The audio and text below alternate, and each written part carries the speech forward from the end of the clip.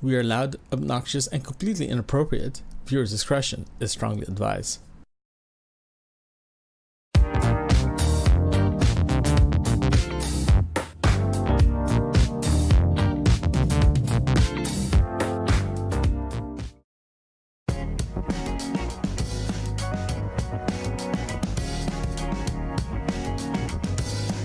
Hello, everybody, and welcome to the Coffee Mug Show.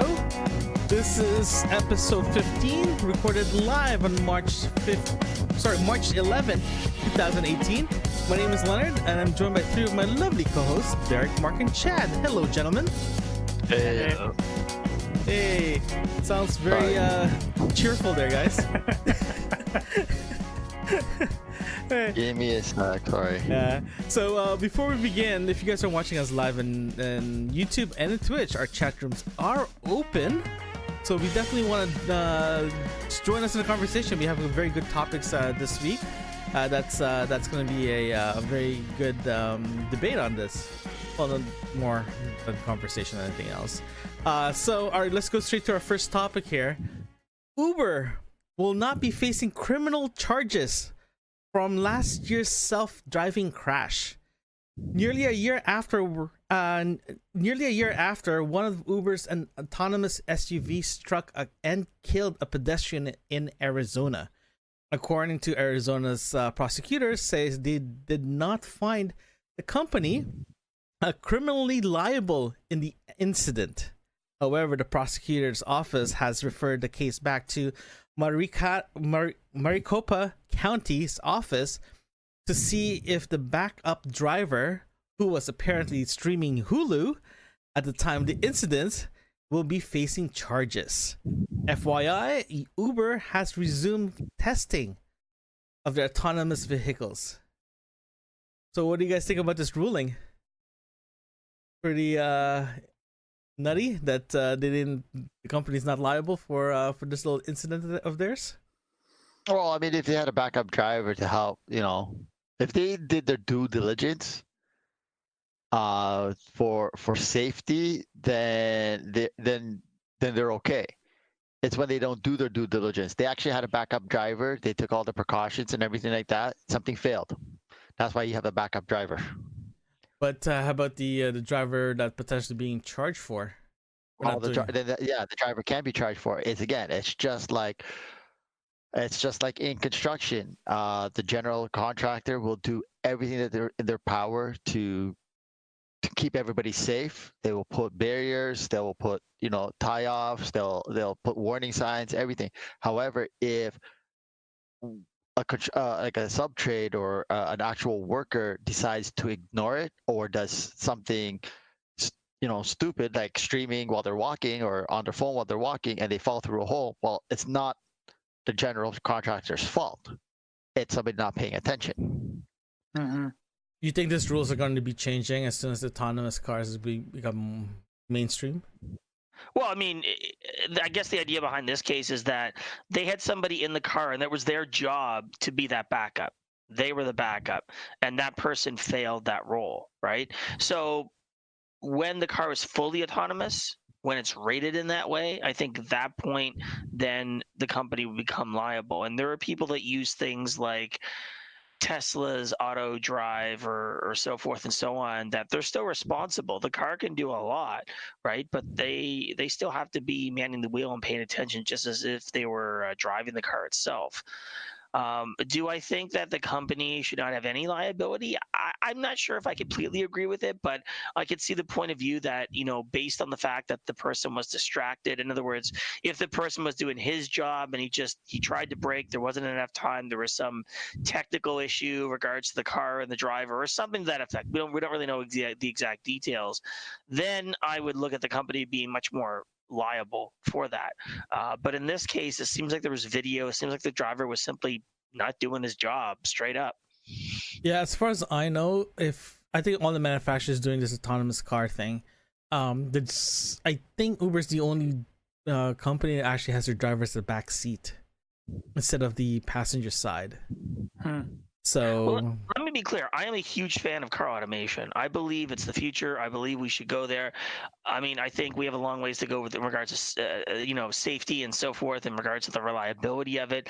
But again, nothing is ever quite perfect. We don't know if the pedestrian ran out in front of the car. We don't know a number of different factors here, right? There will always be some sort of variance there, right? Yeah, I'm actually just going to reply to Gorzo here. They had a comment about if you're gonna have a backup driver, they make sure they're paying attention. Otherwise, what's the point of having a backup driver? Question is, Uber does their testing. The person backup driver, it's like even us as a driver. If we take in a person with a G1 and we're supposed to be responsible for them, we're supposed to pay attention. So if they get into an accident, it's actually our fault. But Uber, what they did, they hired somebody to be this backup driver, but they won't be able to, how are they going to make sure that they're paying attention by putting a camera in the car? You can put a camera in the car, but they won't see it until after the fact. They just don't allow the person in the car with a device like a... yeah, here's the thing. I'm not supposed to have a cell phone on my job site. However, we still bring them on to the job site because that's how our foreman contacts us and tells us what we have to do next. In this case, though, because the backup driver is supposed to pay attention. Yeah, but there's only so much a backup driver can do. But the backup drivers shouldn't be streaming Hulu or watching TV while they're supposed to be doing the job. Agree. Definitely. They're directly there as a safety mechanism. Yeah, and that's their job. Yeah. So he failed. He literally failed in what he was supposed to do. He was not doing his job. Sorry, it's like. Sorry, Mark. Finish it off. If there was injuries, then would they be liable for the injuries? Who's the backup driver? The company. The company. No, they're not liable. They're not legally liable. Yeah, they're not criminally. What it says here. They're not criminally liable in the incident, so they have zero liability regarding what happened to the incident to the car or to killing a pedestrian. Now that doesn't mean that I don't have questions about technically what happened to the car. It failed, and I would have questions around that, like why did it fail? Not separating that from the driver issue and so forth. That's the next question that I would have, right? I in my opinion, I think if the court says that the company's not liable, and they have a case against the backup driver saying that they're not paying attention, right? Is it his fault that he wasn't trained properly by Uber? I wouldn't make that argument. He was paid to be there. Right, so he had a job to do and he didn't do it. That doesn't. I mean, if you're talking about people in very sensitive safety roles, like pilots and so forth, they're responsible for the planes. They're responsible for the people on board. There's a lot of responsibility there, right? And yes, it's not a plane, but still the same kind of responsibility applies. You're in a machine which you're controlling, or at least has some autonomy, because planes do have autopilots and so forth, but at no point is the pilot not responsible for the people on the plane. Yeah, I agree. So it's the same thing for this one then. Theoretically, the backup driver is responsible for the vehicle itself. Okay, so Platinum is, what's the point of having a car that can drive itself? Though if you need a backup driver, the person might as well just be driving. Well, I mean, going back to Derek's point about the plane, well, most planes fly themselves. You throw on an autopilot and it flies themselves. However, they still have a pilot there to take control if something goes wrong. And that's with any automated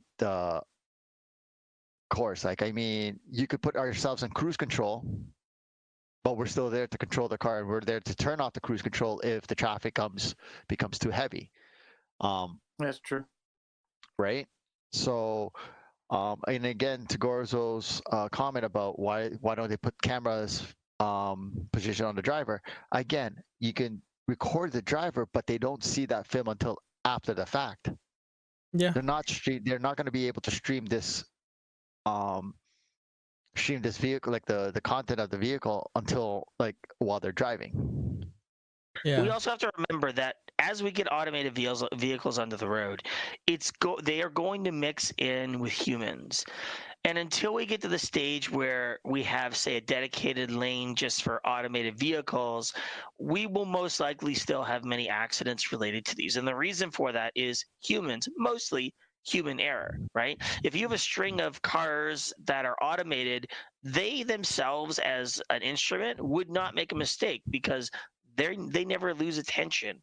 They're doing their job. You know, they're like follow 20 feet behind the car in front of me, you know, and they communicate with each other, right? So it's very unlikely in that scenario that there would be quote unquote an accident unless some act of Mother Nature would interfere with that, such as ice or something like that, that is beyond the ability for it to recover, right? In technology standpoint, this is unfortunately I have to say this, but this is a lessons learned for companies who's doing automations, especially car autonomous vehicles. Like anything, any new technology, you know, whoever this person was whom passed away because of this, essentially they go down the history books to the first person killed by an automated car, right? And as you say, it's a lesson learned. We're looking at it from the perspective of what do we learn out of this? But with any new technology that we have, people die because of it. That's common for any new technology. It is kind of scary though. There's enough crashes and deaths on the 401 without automated cars.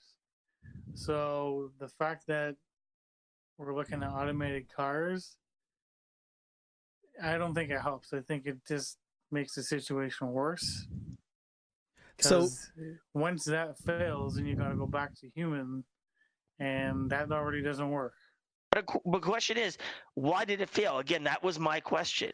My question would be doing his job. No. Why did the actual car fail? I have the article. Let me double find out. Right, and the reason is that, you know, they're creating this, and the reason there's a driver there is they're still not 100% confident on the technology. And a car like that has many different sensors on it. You know, are these sensors susceptible to snow, to rain, to frost? Do they, you know, fog over? You know, their infrared cameras, their motion sensors, their, you know, location sensors. There's all kinds of these sensors on the car, and it's not a question of the car necessarily failing.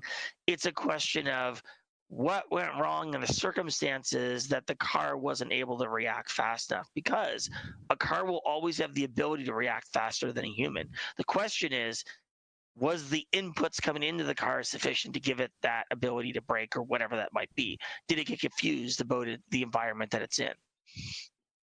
Okay, according to the original article from the investigation, apparently the lady, she's 49, was in the shadow right of the roadway. So in other words, she's like pretty close to the edge of the walkway of the sidewalk.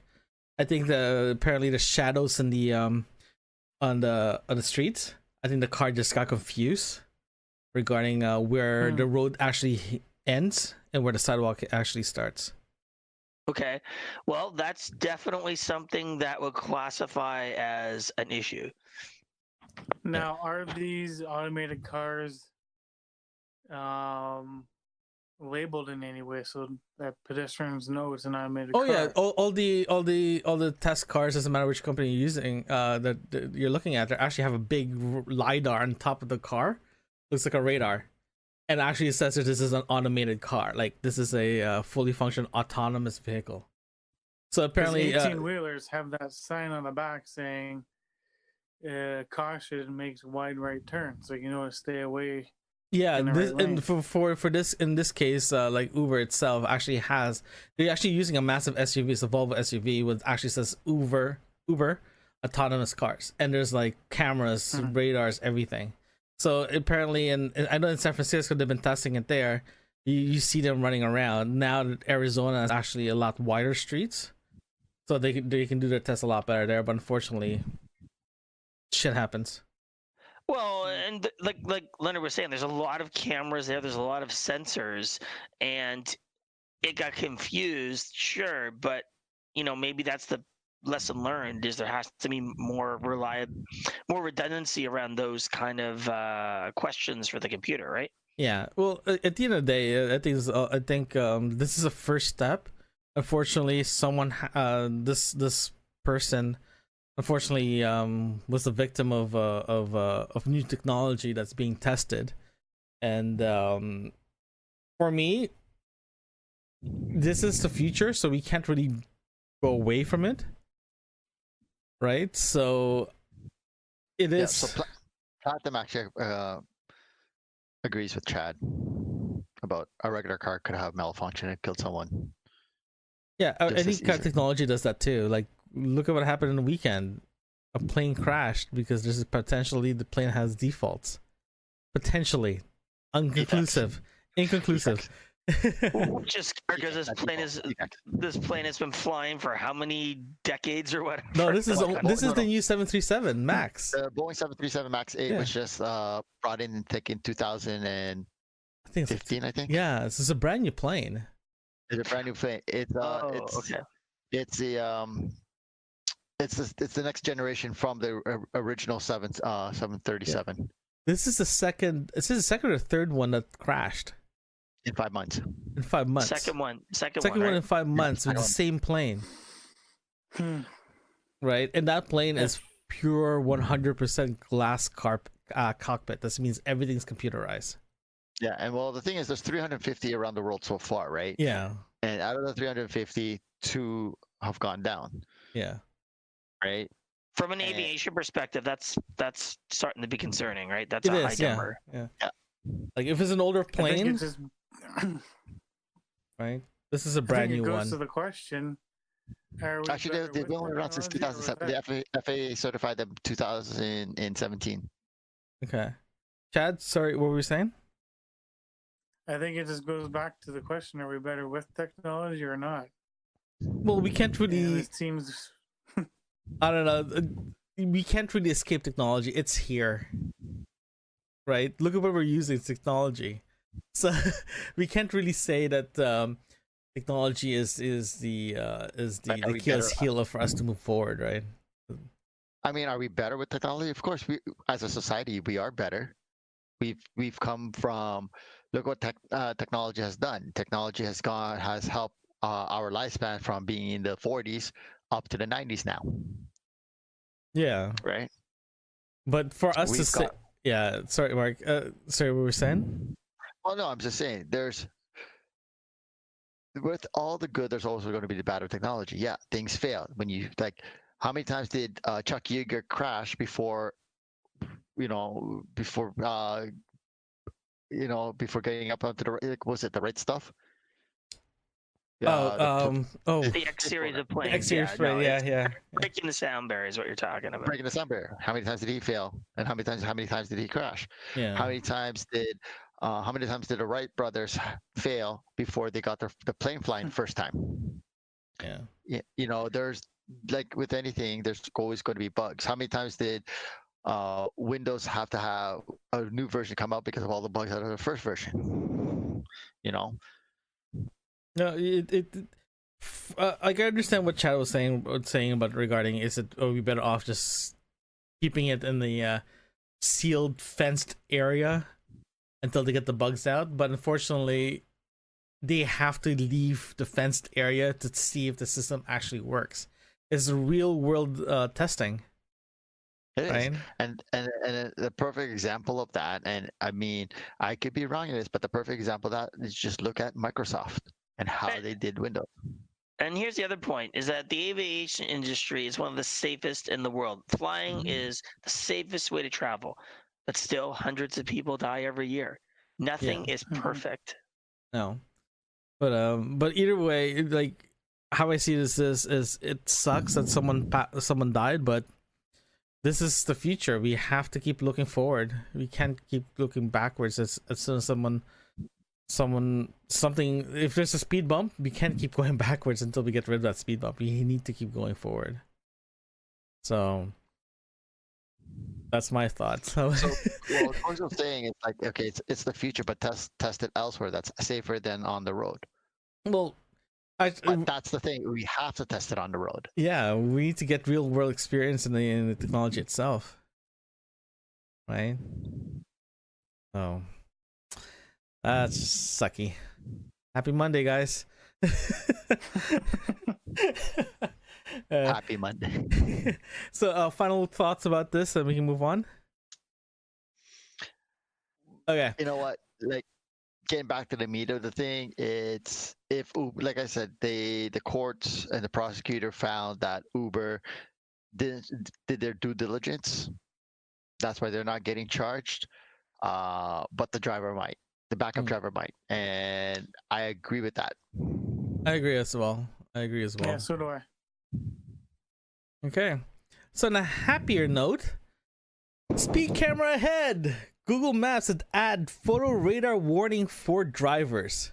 The feature, which is currently being rolled out to Google, allows users to see speed limits, speed cameras, and mobile speed cameras on the maps before you leave. It also gives you a warning, speed camera ahead, when drivers are near a fixed camera location. Is this a good thing or a bad thing to see a speed giving you warning there's speed cameras ahead? I would say it's a good thing for both sides. Waze already has that. Oh, one more thing too. They said that they're not going to mix whatever Google has to Waze. Well, no, Google has stated that they're not going to mix everything together, right? They're still going to keep it separate. Mm-hmm. But well, here's the thing though, because this article came from Edmonton, the Edmonton Journal. So if you guys don't know where Edmonton is, it's in the middle of Canada. That's really, really cold during the winter. It's home. Yeah, it's cold. People think it's always cold. We're Canadians. Yeah. They think it's cold up here 12 months out of the year. Well, I mean, it's also in Calgary too, not just in Edmonton. Yeah. So Edmonton is far colder than the majority of Canada, so we'll give them that. So according to the article, according to the Edmonton Journal, as well as CTV, it's a channel, it's a news network. Saying that the chief of police of Edmonton actually agrees and welcome the with open arms regarding the speed camera locations, because it actually helped deter speeders. Mm-hmm. Right. So in other words, if you're dumb enough to get caught with a big sign that says "camera ahead," yeah, you're dumb enough to get a ticket. In my opinion, this is a great thing to have. I think in Europe, I know in England they already have like their maps actually indicates where their speed cameras are located already. But Leonard, it all depends if the person driving is using Google Maps. Mm-hmm. So if the person's not using Google Maps and they're just using their navigation on their own car, they're not going to know. So there's no sign for them. So in other words, this is great for Google and bad for like Garmin or TomTom. Right? But that's the thing. It's a good thing if you're using Google Maps. Now, if you have an Apple, then not so good. Hey, I have Google Maps, so I don't know what you're talking about.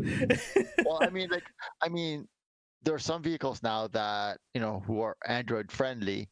That when you connect your Android phone, you can actually it will mirror your phone, and you can have the Google Maps right on your screen. But if you don't have an Android phone, or if you don't have that feature, again, you're just using your own navigation, you won't know. But saying that, knowing that there's a speed trap ahead or a speed zone, like a speed camera ahead, of course everybody's going to slow down. It's exactly what happens with those red light cameras. You're approaching an intersection, and you see the sign that says, there's a red light camera. Guess what? You're going to slow down. You're going to try to stop because you don't want to get that ticket. Right? The only thing is, my Garmin actually tells me when a red light camera is coming up. So does Waze. But again, Waze has it, yeah. I don't use Waze. That's what I'm saying. These are Waze, and Google Maps is an app on your phone. But if you're not using your phone and you're using a Jeep, like a Garmin, or your car's own navigation system, how are you going to know? I'd also like to point out here that this should be absolutely not needed in any way, shape, or form. We should have a. This should not be needed. If you're following the rules of the road and not speeding, it should not be needed. Oh, in a perfect world, I agree 100%.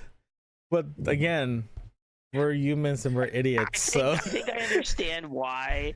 I mean, I don't really see why Google is putting this out there. I mean, the idea, I suppose, is to encourage people not to speed. I guess that, but if there's a distance between the two cameras, then like, oh, okay, I can speed now.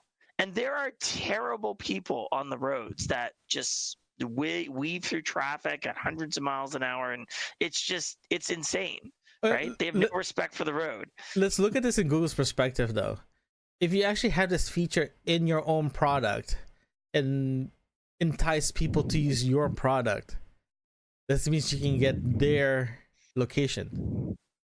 But you know what? Oh, sorry, just the thing. But we're also got to understand that the Alberta government is doing this so that they can prevent photo radar from being a cash cow. Well, dude, they bought all Ontario's mobile speed camera things from us, then they used it there. I got caught with Ontario red speeding cameras when I lived in Alberta. So why were you speeding? So the speed limit in Alberta is actually 110. So when you go 110, you want to push it a little bit more. 20 is more. 20 is the max. So yeah, they don't think that lightly. But no, yeah, like I agree with Derek 100%. If you should not be speeding. This does not. We're not telling you to speed. We're telling you to obey the speed limit. But at the same time, if you get caught and you're using Google Maps, that's your fault. Well, I mean, it's nothing illegal, but using the Google Maps thing now, there's nothing illegal with that. Well, think about it. It is illegal to use your phone while you're driving. Yeah, but they said they're going to give audio cues or something like that, are they not? Yeah, they are. They're supposed to give you verbal warnings. That's speed camera ahead. Yeah. So. Well, here's the interesting part. Does it tell you when you're out of the range of it, or like? No, I think it gives you like when's it coming up? You don't know. I think it gives you 500 meter buffer. Yeah, 500 meters before before the speed camera. Having said this is not. I don't consider this about money, and that's why are speed cameras there? Because they know people speed, and they need to ticket them for it, right? Lights. Exactly. It's a safety mechanism. So to show people where the quote unquote safety mechanism is so you can bypass it, I don't really think is the best logic that we're approaching this on. I do like the option that it tells you where there's an accident up ahead or a car on the side of the road so you know what's coming up ahead. Especially on the 401. Definitely.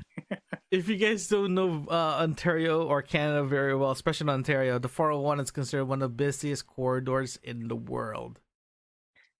So, really? Yeah, it's actually made it to considered one of the most busiest corridor in the world. That's why I use the 407. Yeah.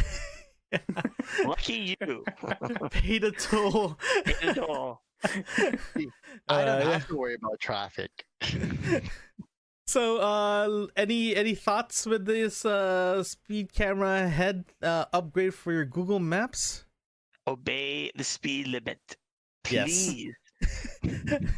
Surprisingly, I was in the toll road this afternoon going home, and I was going 120 kilometers.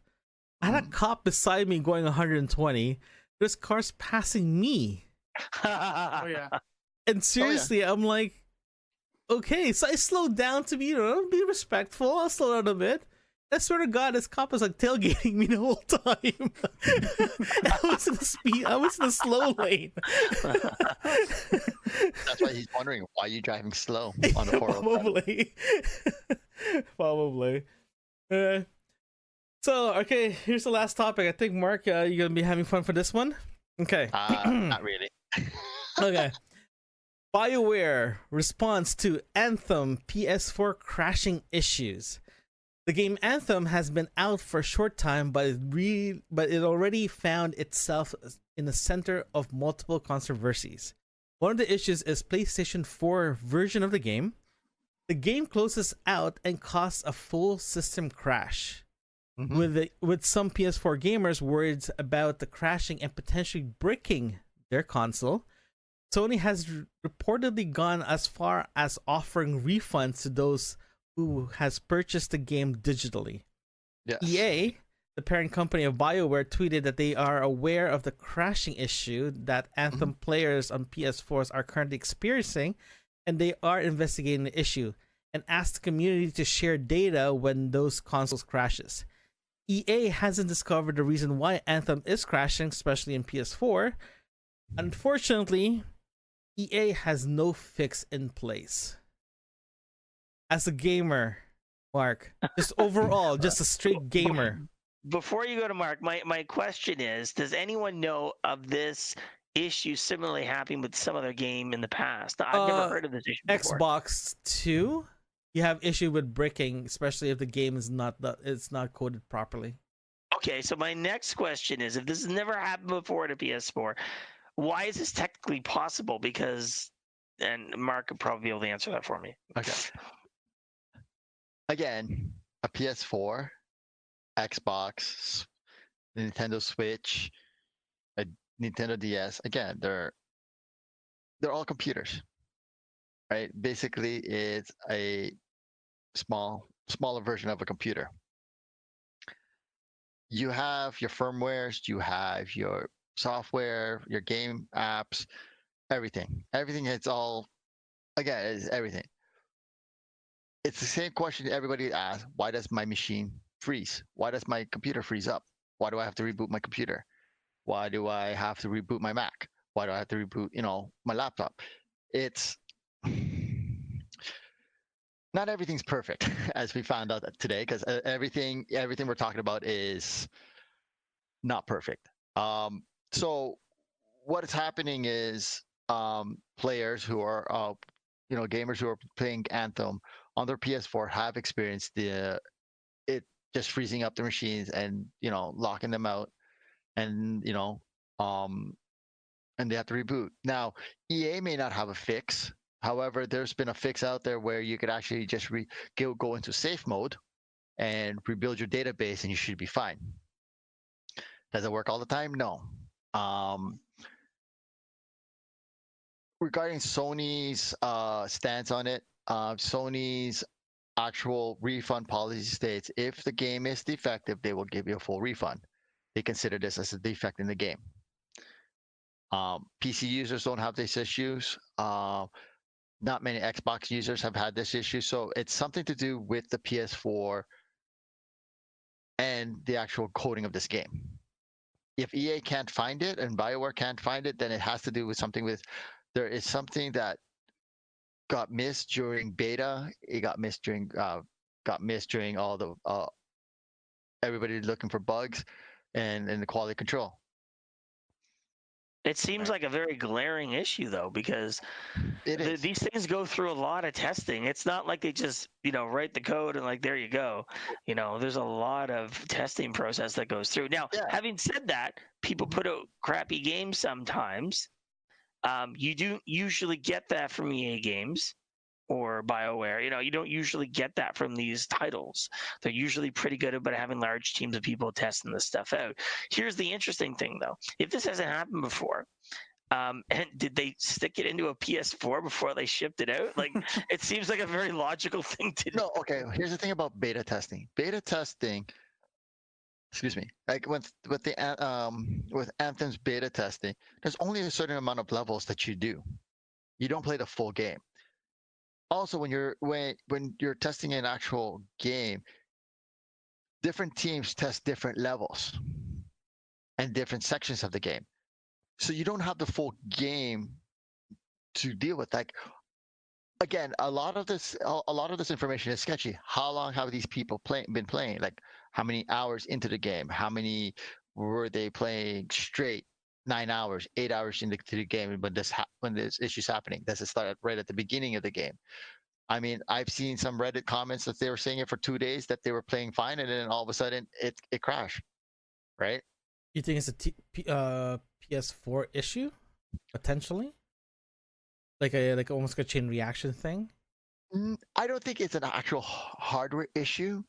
I think it's an actual hard, like it's just something. There's something in that code that's causing this. That's causing.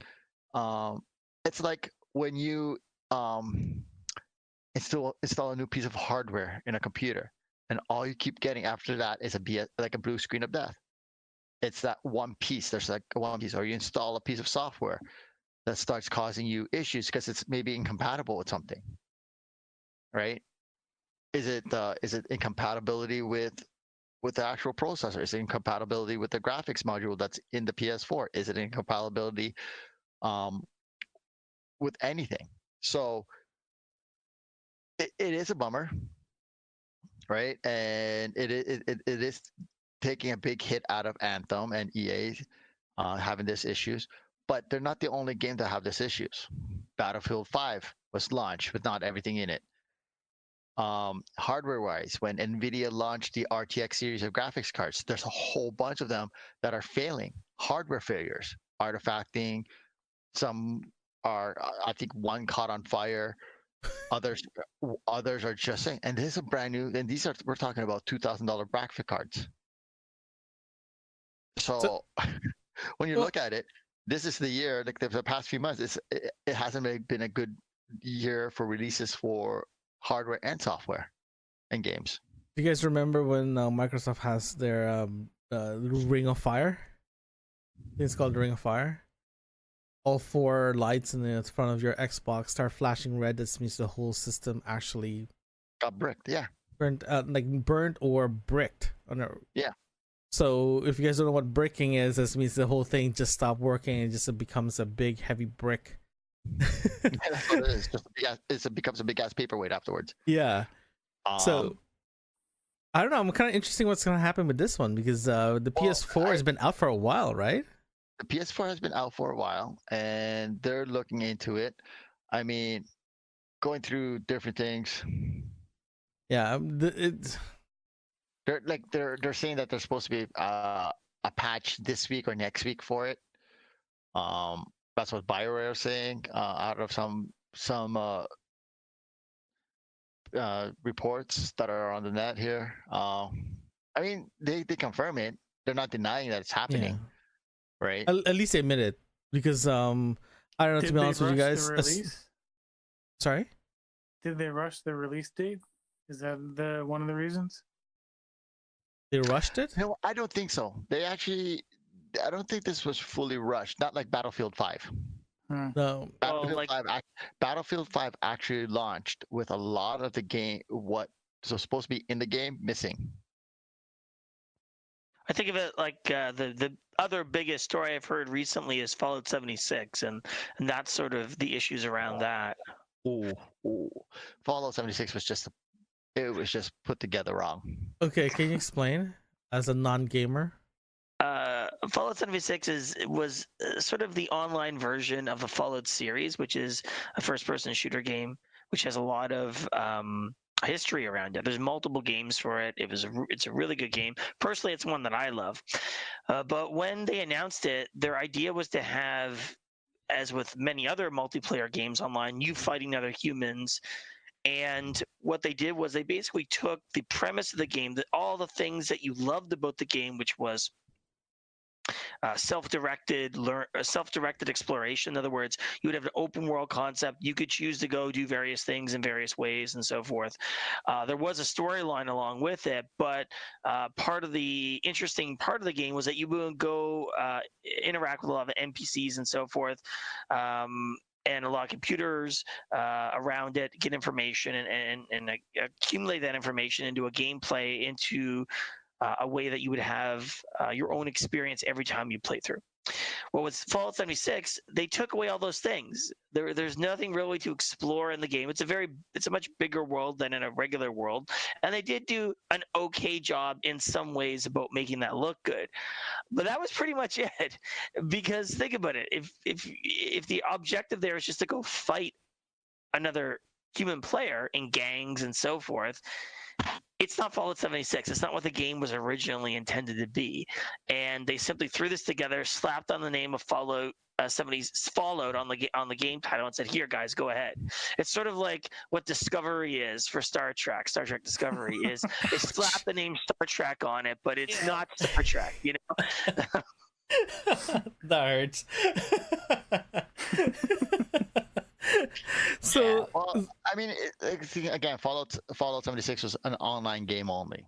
That's one of the things, and then also there was the performance issues with it, and people have saying it was just boring.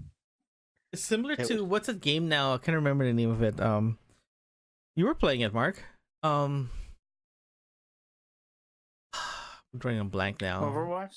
No, Overwatch. It's You're not first gonna say person. Skyrim, Starts with an F. Oh, Fortnite. Fortnite. Similar to Yeah. it, right?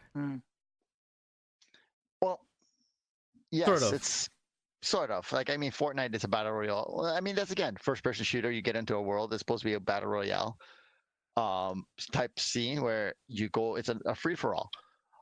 Battlefield 5 Firestorm is supposed to be coming out soon, which is a battle royale system as well. Then we have Apex Legends that just came out, and Apex Legends, like I think within its first week or so, 50 million downloads. It surpassed Fortnite, right? So We're in the wrong we business, my got that. friends. Huh? We're definitely in the wrong business. Is the chat room really bored at this point? I'm sorry. Is the chat room really bored at this point? Yeah, I just completely dead silence as soon as we start talking about BioWare. We're geeking out too much. The Good audience to has know. recognized The that we're audience geeking doesn't. out. Yeah, anything that's computer related, they just stops talking. Yeah. Well, it's kind of interesting though, because when I read this article, the first thing I remember was the Xbox issue that they had in the mid 2000s, right? And I started thinking, I was like, my God, hopefully it's not going to be one of those things. Actually, hold on. I got a report here. There's a tweet from Chad Robertson back a few days ago, March the 6th. They've actually identified the several causes for the temporary power down crash on some PS4 users. They're sending out a patch that will fix that.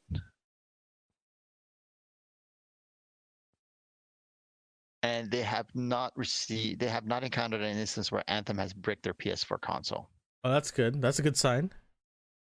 That's a good sign. It is, but again, they may have. It's like a perfect example. I got an RTX 2070 video card.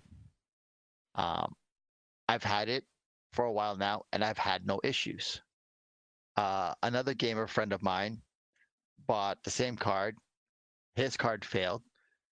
He got another one that failed. He went up to the RTX 2080 that failed. He got another 2080 that failed. So I think he went through 5 RTX cards. Wow. And that was an issue with the RTX cards. There were issues with it that a lot of users have experienced, and NVIDIA did acknowledge it, that there's artifacting, the cards were just dying out, was not, it just wouldn't work. So you could have it's like buying a car. You could have 2 vehicles that's the exact same, but one's a lemon and one's perfectly fine. Mm-hmm. I'm gonna apparently our chat room is getting bored. I didn't choose this topic. So I'm gonna ask the chat room, because we do have time. I want you guys to pick a topic, then we're gonna see if we can talk about it. The immunization debate. Okay, you know what? Oh Jesus! I'm gonna. What? Let me guess. Harry Potter. No. The immunization Actually, that's a debate. very good question to ask. Give shots or not to give shots. Yeah. Oh dear, this is gonna open up. Okay, give us another topic just in case we can't figure this one out. Okay, I'll start with this one. Gorzo actually said immunization debate: to give a shot or not to give a shot. I say give a shot. How about you Don't put it guys? this way. Your kids will be suspended from school if they're not fully vaccinated. Yes, I know someone refused to immunize their daughter when they were born. Mm-hmm. She's homeschooled, right? And she can't go to school to other classes until she reaches, I think, 16 or 18. After that, then she can go. She can actually be part of a high school, right? And And you know what? And that's perfectly fine with me.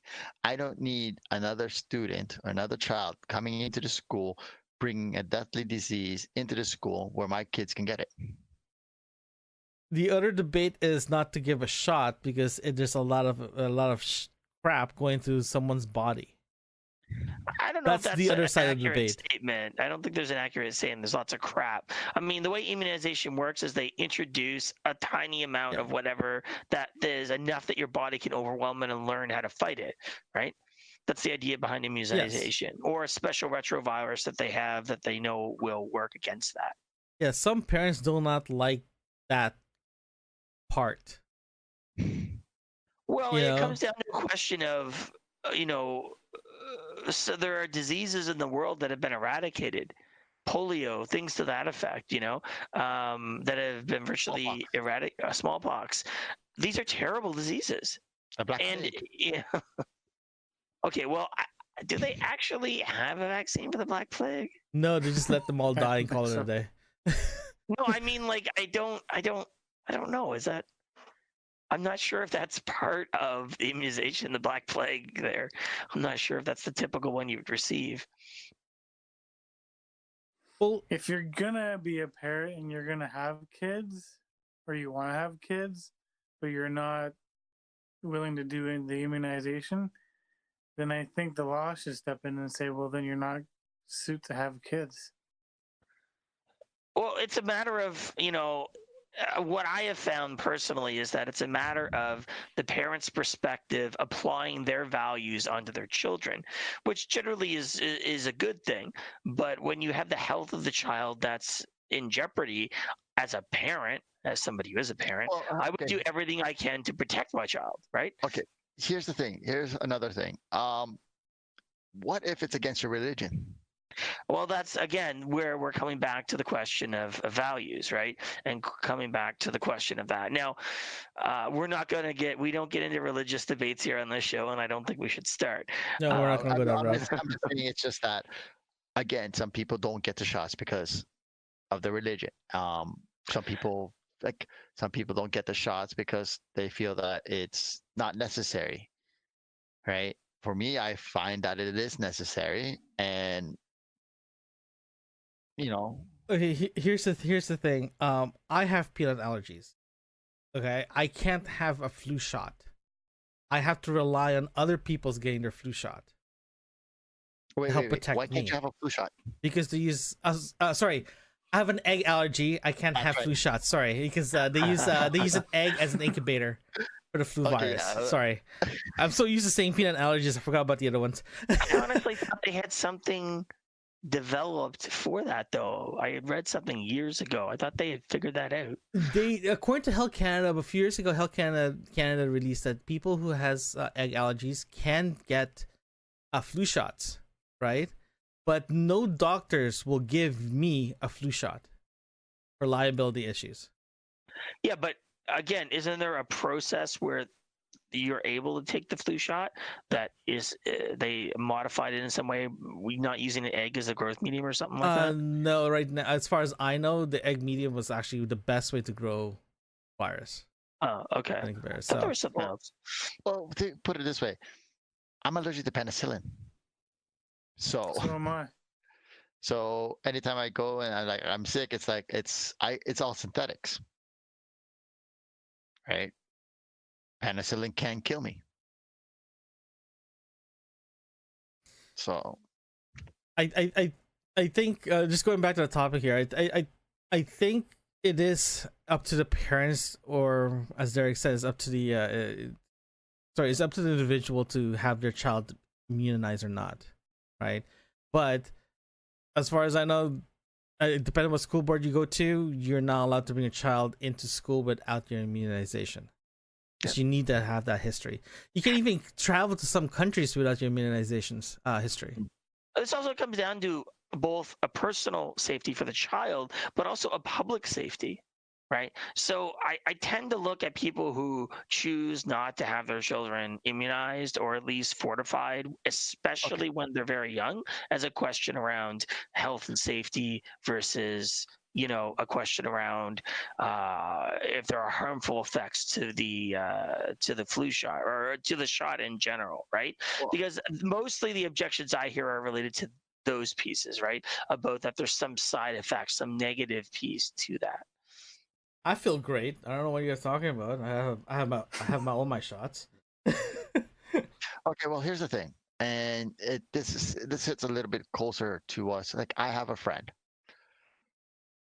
Her son had cancer a couple of years back, or a year and a half back, and he's in remission. And then, you know, that report about the measles that broke out? Yeah. Out in Scarborough? Yeah. Well, I believe we're in the general area where that happened. If he got infected with the measles, it will set him back on his recovery from cancer, and it could actually, I believe it could actually kill him too, because his immune system is not as strong right now as it would be as a healthy child. So, in regards to what Derek was saying to the general public, that's what these parents should be thinking about. It's not like they don't think, oh, it's my child, but your child can kill another child. Unfortunately, they can be the carrier. They can be patient zero if they're not careful. Yeah. Right. Any chat room? I just want to ask you guys this. Do you guys agree? In other words, do you guys harbor any ill will to parents who does not immune their child? So that's the question I have for you guys. For me, I have no issues for them. Like, I'm not angry at the child. I'm not angry to the parents. It's their beliefs. It's their the way of thinking. I have no problems with that. But at the end of the day, don't cry to me when something happens. That's right. Right. Don't cry to me that you can't bring your child to the school, especially in kindergarten, because you don't have immunization history. Yeah, don't cry to you if you can't bring your child on a plane. Yeah. So again, some countries do require you to show your immunization. You can't fly to some countries without it. So just be aware of that. So, yes, chat room. Thank you for this amazing topic. Thank you. Well, any final thoughts on this one before we move on? We're pretty close to the end of our time. I think it just comes down to being responsible. Yeah. How about you, Derek? Last thoughts? I think that, you know, as somebody who's a parent, I look at it and go, I would have strong feelings around this if somebody said that they weren't immunizing their children. And, you know, I look at it from the perspective of somebody that you are responsible for, especially somebody who cannot make those choices for themselves, especially when they're younger, right? So I take a strong view on it.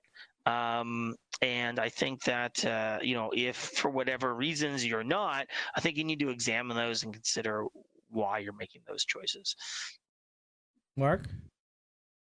Well, I am a parent, and, you know, again, you're endangering the lives of my kids, right? You can have your beliefs, you can have, you know, you can think, but again, like you said, don't cry to me if they can't do anything. You know, don't cry saying, well, how come I'm not allowed in? How come my kid's not allowed in? All right. Yeah, with that thought, hopefully next week's topic will be a lot more cheerful. Leonard, we talked about like people dying on the first part and automatic cars. Then we talk. This has not been our most cheerful episode in any way, shape, or form. Happy Spring Monday, is coming. guys. There. Spring is Yeah, we gotta change these things. You gotta change it. You gotta change Yeah, it. I thought it's gonna be a nice conversational piece, but I didn't realize it's gonna be such a downer.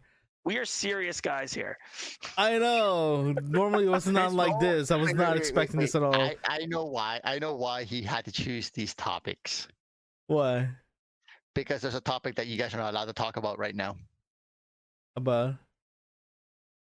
What did you guys watch this weekend? Oh yeah. Marvel, Yeah, Captain we're not gonna do Marvel. that. I No, did. no. I had that Did you get- originally. I'm like, I should delete this after you said you're not gonna watch it this weekend. Damn you. Mark, if you're gonna go on a Tuesday. On a Tuesday? Are you serious? Okay, Chad, shush. Mark, watch it. Let us know if you watch it this weekend. Let's talk about this on Monday because I really want to know everyone's opinion about Captain Marvel. So so you guys want me to watch Captain Marvel and help review it. Okay. No, you're gonna have a firm, We a can very do it mature. if you want. That's not a problem. We're gonna have a nice conversation, a mature conversation about Captain Marvel All I next have to week on say- Monday. All I have to say, it's only in the extreme emergencies, okay? Last weekend? No, What? extreme emergencies. Oh my god, you watched it and you don't even know that line from it? Oh my god, you should- I wasn't gonna say anything. Yeah, I got it now. Okay. Anywho. okay? I did haven't enjoy the watched- Firkin. Oh my Okay. You know, here's another to my greatest fan. Do you know who's that from? Oh my god, you're not a gamer. Okay. Johnny Cage to my greatest fan. Okay. So, Mark, are you gonna watch it this weekend? I don't know. Okay. Let's see. On Saturday, I'm definitely going tubing, so I'll be in Kitchener all weekend. Okay, on let that us know if you're gonna watch it. Like, just text us you're watching it, so at least I can update these show notes for next week, so we can Alright, actually have a proper conversation. I want to know. I'm literally just gonna have this and 2 more weird stuff. So I just want to know. Just let us know if if you watch it, then we'll put that in the show notes so we can Okay. talk about it next week. Okay? I think they should do a spin-off movie based Which- on Goose. I will let you guys know, but tomorrow my main concern right now is waking up early enough tomorrow morning and making sure that I can get a copy of Fantastic Beasts 2 in the steel bookcase. It launches out tomorrow on DVD. I don't think there's gonna be a rush in the store, dude. Actually, it is all sold out. Here's the thing: pre-orders was all sold out before I got to it for the steel bookcase. And Okay. I need a steel bookcase because I that's a already started limited with all the edition. steel bookcases for Fantastic Beasts. Yeah, it's a limited edition, so it's Still understandable. not that fantastic. Okay, wait, where's platinum? Where's platinum? Wait, hold on.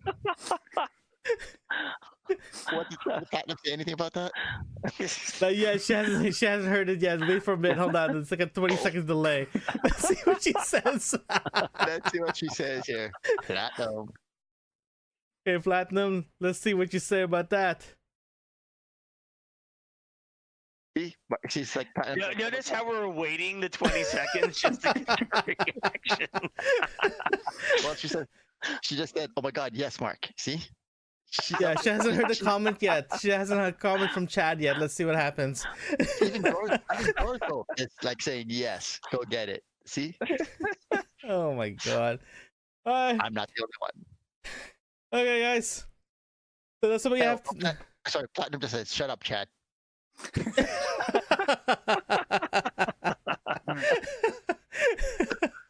Okay, guys. So that's all we have for today. So just stay tuned for next week. If Mark does watch Captain Marvel, we're going to be talking about that because I definitely want to hear everyone's reviews on this one. I actually have to watch Alita as well. Oh, I saw that. Pretty cool. I like it. Yeah, 2 thumbs I up. gotta go watch that as well. Thumbs up. Maybe if they did Miss Marvel, it would have been better. Okay, let's end now. Okay, Let's just- okay, okay, guys, okay, whatever. Okay. So So, guys, thank you again for watching us for today's show. As you know, we do record this podcast live at YouTube and Twitch every Monday at 9 p.m. Eastern. Please press the subscribe button so you'll get notified when we go live or even upload new content. Oh, speaking of new content, Mark, when can we see our second episode? FYI. I unfortunately, because I've been working on other things right now, I haven't been able to get to it, but I will get to it sometime this week. Okay, so stay tuned for episode 2 of the Garage Tech. You can also download this episode and any other episode from your favorite podcasting application. Just search for Radio 9 Podcasting Network. Thank you for joining us. We'll see you next week at the Coffee Mug Show here at the Radio 9 Podcasting Network. Good night, guys. Good night. All right.